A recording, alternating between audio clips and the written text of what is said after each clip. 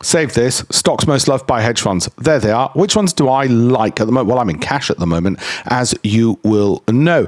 Of these, which will I eventually get into? Not right now, which I eventually get to into my pension to try and double my money over the next 3 to 5 years. If there's a tailwind in 3 years, if there isn't in 5 years. Why do I say 5 years? Well, that's actually the same annualized return as the S&P anyway. So it isn't actually saying anything bigger than, well, I'll just put it in the S&P.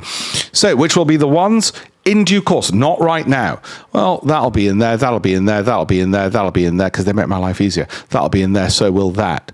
That, and not so much these, but I'll probably have a little bit in those. This will be in there.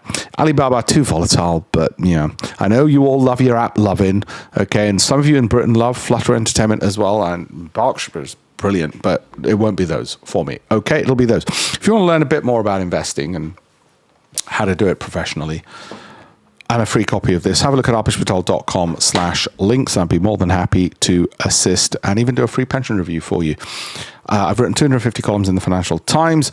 Some of those and their research is in there, including Nobel Prize winning research on how to invest better. Okay, so it's in the book. Thank you very much.